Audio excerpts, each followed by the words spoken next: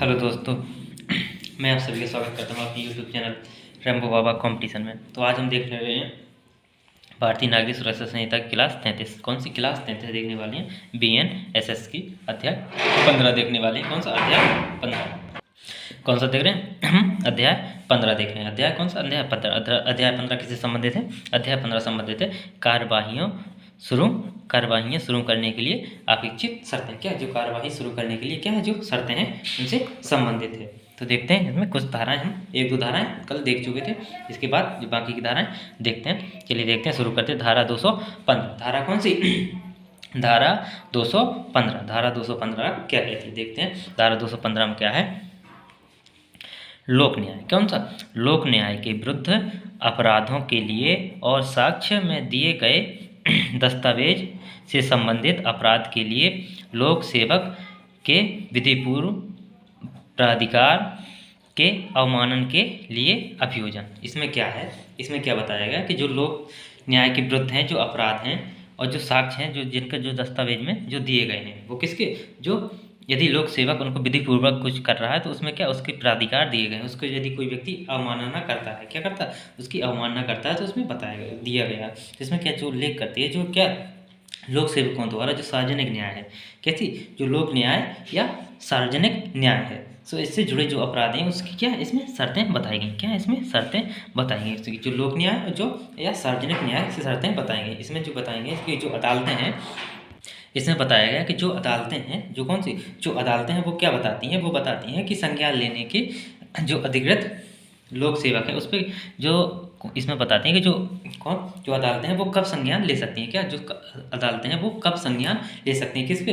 कि जो संज्ञान किस पे ले सकती हैं? वो संज्ञान उन शर्तों पर ले सकती हैं जो संज्ञान केवल उन पे ले सकते जो लोक सेवक के द्वारा किसकी जो लोक सेवक की लिखित शिकायतें होंगी। कौन सी? जो लोक सेवक द्वारा कैसी लिखित शिकायतें होंगी। जो लोक सेवक द्वारा लिखित शिकायतें होंगी उन पे क्या होगी? जो कौन अदालतें उन पे क्या लेगी? उन पे संज्ञान लेगी। जो लोक सेवक भेजेगा लिखित शिकायतें उन पर क्या उन पे अदालत क्या करेगी? उन पे अदालत संज्ञान लेगी। क्या करेगी? उन पे अदालत संज्ञान लेगी। उन पे अदालत संज्ञान लेगी ये। और इसमें जो शिकायतें इसमें क्या है, उसकी क्या शर्तें बताएंगे। तो इसमें कौन जो लिखित होगी उस पर क्या संज्ञान लेगी अदालतें। दूसरा क्या है? जो शिकायत हो चुकी है उसको क्या वापस लेने के बारे में दिशा निर्देश हैं। यदि किसी को जो शिकायत की उसको क्या वापस लेना है तो उसके लिए भी क्या अलग से दिशा निर्देश इस धारा में बताए गए हैं। क्या अलग से दिशा निर्देश बताए गए हैं। और इस न्यायालय में जो क्या है, इसमें इस धारा में जो न्यायालय शब्द है, कौन सा? जो न्यायालय शब्द है इसमें जो लोक न्याय है जो शब्द है वो किसके लिए है? वो किसके लिए है? वो क्या वो सिविल किसके लिए? वो सिविल राज्य किसके लिए? राजस्व सिविल राजस्व। और किसके लिए? वो है आपराधिक। किसके लिए? आपराधिक सबके लिए है। वो किसकी? सिविल के लिए है, राजस्व के लिए भी और आपराधिक न्याय के लिए भी है। इसमें क्या आपराधिक न्याय के लिए भी है। और इसमें क्या एक और बताया गया, और भी बताया गया है। इसमें काफ़ी नियम बताए गए। जैसे इसमें एक और है जो क्या अगर क्या जो मामला है वो क्या होगा? मामला उसका वो मुकदमे का मामला वो ख़त्म हो चुका है। क्या वो ख़त्म हो चुका है तो उसको वापस नहीं लिया जाएगा। मतलब उसको वापस नहीं लिया जाएगा। उसको मतलब वापस लेने का मतलब दोबारा शुरू नहीं किया जाएगा। यदि वो मामला वो ख़त्म हो चुका है, उसका एक बार केस फाइनल हो चुका है, उसका क्या होगा? फिर केस फाइनल हो चुका है तो उसको क्या दोबारा नहीं लिया जाएगा। तो इसमें धारा 215 में ये सब चीज़ें बताई गई हैं। चलिए देखते हैं धारा 216। धारा कौन सी? धारा 216। धारा 216 में क्या है? धारा 216 क्या बताती है? धारा 216 बताती है धमकी देने आदि की दिशा में साक्षियों के लिए प्रक्रिया। किसके लिए? धमकी देने आदि के प्रति जो साक्षियों के लिए जो प्रक्रिया है। मान लीजिए इसमें क्या है? इसमें कौन सी? इसमें जो 230 धारा जो BNS भारतीय न्याय संहिता की कौन सी? BNS की जो धारा 230 है उसके अंदर कौन सा? उसके अंदर जो कौन से जो केस आते थे, जो मामले आते थे उसमें क्या था? उसमें उन मामलों के अंतर्गत या उन मामलों के तहत जो अपराध थे, यदि उनमें कोई क्या करता था, उनमें शिकायत दर्ज करने की प्रक्रिया थी। उसमें क्या थी? जो यदि उनके प्रति उनमें उन अपराधों के प्रति क्या करता? कोई शिकायत दर्ज करता है। उन अपराधों के प्रति क्या कोई शिकायत दर्ज करता है तो जो जिनने अपराध किया है वो क्या करते हैं, उस दूसरे व्यक्ति को क्या, जो पीड़ित व्यक्ति है, जो कौन है, पीड़ित व्यक्ति है, वो क्या करता है, शिकायत करता है। और तो जो जिन्होंने उनको अपराध किया है वो लोग उस पीड़ित व्यक्ति को क्या करते हैं, उसको डराते हैं, धमकाते हैं, क्या करते हैं उसको, यदि वो डराते और धमकाते हैं तो ये उनकी रक्षा के लिए ये धारा बताती है, उनकी रक्षा के लिए ये धारा है। तो इसमें क्या है, इस प्रावधान में जो व्यक्ति क्या, उन व्यक्तियों के लिए है जो आपराधिक रक्षा के लिए महत्वपूर्ण है, क्या, जो आपराधिक रक्षा के लिए महत्वपूर्ण है, जिन्हें कानूनी संदर्भ में धमकाया जा सकता है, क्या, जो कानूनी संदर्भ में क्या धमकाया जा सकता है या उन्हें असुरक्षा महसूस होती है, क्या होती है, असुरक्षा महसूस होती है। तो उनके लिए ये प्रावधान है, ये क्या करती है, उनके लिए जो सुरक्षा प्रदान करने के लिए ये धारा है, क्या करें, सुरक्षा प्रदान करने के लिए ये धारा इसमें लिखा जाएगा, इसमें न्याय सुनाया जाएगा। यदि कोई केस किसके 230 के तहत लिखा जाता है तो इस धारा के तहत वो मामला सुलझाया जाएगा। चलिए देखते हैं धारा 217। धारा 217 में क्या है, धारा 217 धारा 217 में क्या है, राज्य के क्या, राज्य के विरुद्ध, किसके, राज्य के विरुद्ध अपराध के लिए, और किसके, राज्य के विरुद्ध अपराध के लिए, और किसके, ऐसे अपराध करने के लिए आपराधिक षड्यंत्र का अभियोजन।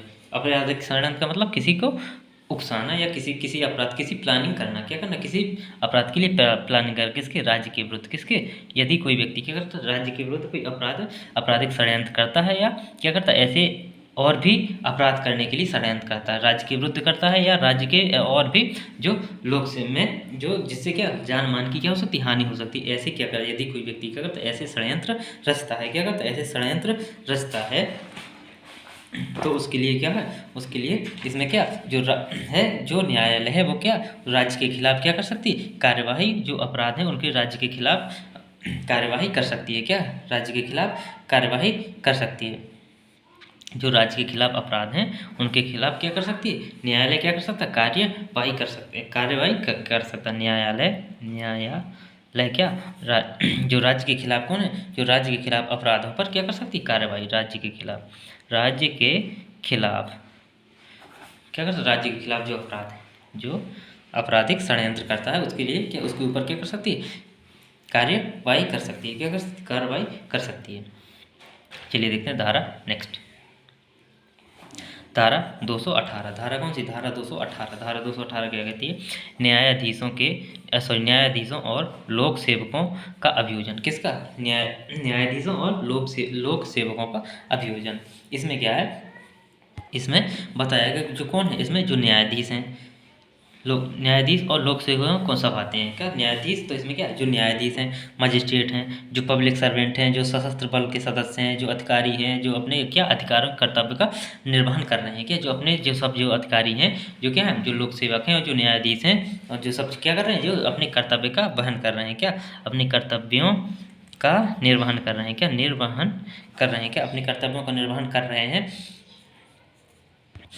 कर्तव्यों को निर्वहन कर रहे हैं। तो क्या यदि इनमें क्या करते हैं, इनके जो अपराध, जिन अपराधों के लिए ये क्या कर रहे हैं, अब ये कार्य कर रहे हैं, उनके लिए ये क्या, ये धारा क्या करती है, विशेष सुरक्षा प्रदान करती है, क्या, इनके लिए सुरक्षा प्रदान करती है, क्या करती है, ये धारा इनके लिए सुरक्षा प्रदान करती है, क्या करती है, सुरक्षा प्रदान करती है, यह धारा क्या करती है, सुरक्षा प्रदान करती है, किनके लिए, जो न्यायाधीश हैं, जो लोक सेवक हैं। अब जैसे मान लीजिए क्या कर रहे हैं, किसी न्यायाधीश ने किसी मामले को सुनाया, अब उसको सुनाया, लेकिन उसको क्या बाहर कोई मारने पीटने के लिए आया, तो ये क्या उनकी सुरक्षा के लिए ये क्या, ये धारा है।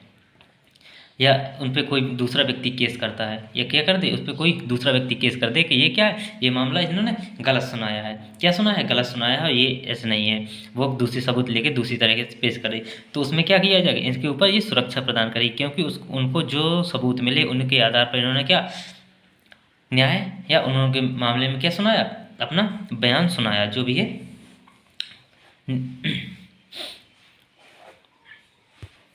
उस मामले में क्या अपना निर्णय सुनाया, क्या सुनाया, निर्णय सुनाया, तो इसके मामले में ये क्या सुरक्षा है, तो उसको क्या उसमें अब जब वो साक्ष्य मिलेंगे तो उसके आधार पर फिर क्या निर्णय सुनाया जाएगा, तो ये क्या उनको सुरक्षा दी जाती है ताकि उन पर कोई केस ना कर सके या कुछ आपत्ति ना आ सके। इसलिए देखते हैं, चलिए धारा 219, धारा कौन सी, धारा 219। धारा 219 में क्या है, विवाह के विरुद्ध अपराधों के लिए अभियोजन, किसके विरुद्ध, विवाह के विरुद्ध अपराधों के लिए अभियोजन। अब मान लीजिए किसी का विवाह हो चुका है, क्या किसके लिए, किसी का विवाह हो चुका है और वो क्या करता है, वो ऐसे ही चला जाएगा किसी की क्या अपराध या रिपोर्ट करने कि ये मेरे साथ अपराध कर रहे हैं, तो क्या होगा, ऐसा अपराध नहीं माना जाएगा। इसमें क्या होगा, जो व्यापारिक अपराध केवल किसे तभी संज्ञान में लिया जाएगा, कब लिया जाएगा, जब जो पीड़ित व्यक्ति है, जो कौन, जो पीड़ित व्यक्ति है, कौन पीड़ित व्यक्ति, कौन पीड़ित, जो पीड़ित व्यक्ति है वो क्या स्वयं खुद आके शिकायत करे, क्या खुद आके शिकायत करे, क्या करे,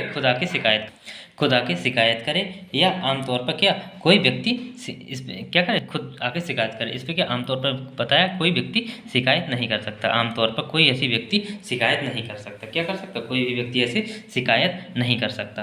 तो चलिए देखते हैं धारा 220, धारा कौन सी, धारा 220, धारा 220 क्या कहती है भारतीय न्याय संहिता 2023 की धारा 85, किसकी धारा 85 के अधीन अपराधों का अभियोजन, क्या अपराधों का अभियोजन, इसमें क्या है, जो इसमें जो कौन, जो भारतीय न्याय संहिता 2023 की जो धारा 84, धारा 285 के तहत जो अपराध हैं उनमें संज्ञान लेने के लिए पुलिस रिपोर्ट क्या कर सकती है, इसमें पुलिस रिपोर्ट या पीड़ित व्यक्ति उसमें क्या करता है, रिश्तेदारों को शिकायत देना जरूरी होती है, क्या इसमें कौन पीड़ित व्यक्ति क्या करे, पीड़ित व्यक्ति रिपोर्ट दे, या क्या करे, जो पीड़ित व्यक्ति है उससे क्या, उससे संबंधित जो रिश्तेदार हैं उन वो क्या करें, शिकायत करें, कौन पीड़ित व्यक्ति या उनसे संबंधित कौन रिश्तेदार वो क्या करें, उस शिकायत को दर्ज कराएं। इसमें धारा 220 में बताएगा, उसके आधार पर उस पर क्या होगा, न्याय होगा। चलिए देखते हैं धारा 221, धारा कौन सी, धारा 221, धारा 221 में क्या, अपराध का संज्ञान, क्या करना, अपराध का संज्ञान। इसमें क्या है कि अगर कोई व्यक्ति किसी लोक सेवक को क्या करता है कि उसके क्या, जो सार्वजनिक कामों में बाधा डालता है, क्या कोई व्यक्ति अपराध करके किसी लोक सेवक को क्या करता, सार्वजनिक अपराधों में क्या करता, बाधा डालता है, क्या करता, बाधा डालता है, तो उसके लिए क्या, उसके लिए दंड दिया जा सकता है, उसको क्या, उसको दंड दिया जा सकता है। इसमें बताया गया कि उसको दंड दिया जा सकता है। धारा 222 में क्या है, धारा 222 में बताया कि मानहानि के लिए अभियोजन, किसके लिए, मानहानि के लिए अभियोजन। ये क्या है, यह धारा क्या होता है, मानहानि के लिए दिशा निर्देश देती है, क्या करती है, मानहानि के लिए दिशा निर्देश देती है, क्या करती है, मानहानि के लिए दिशा निर्देश देती है। यह धारा क्या है, यह धारा व्यक्तियों और सार्वजनिक व्यक्तियों, किसके, व्यक्तियों और सार्वजनिक व्यक्तियों के बीच संतुलन स्थापित करती है।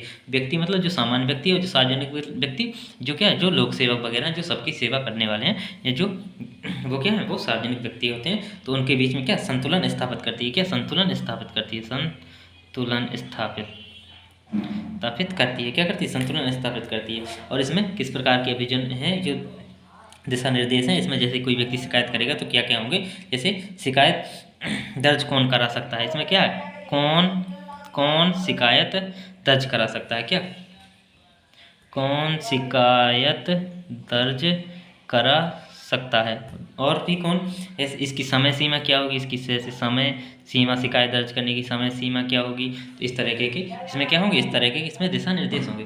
थैंक यू दोस्तों, क्लास अच्छी लगी तो प्लीज़ लाइक और सब्सक्राइब जरूर करिएगा। थैंक यू दोस्तों।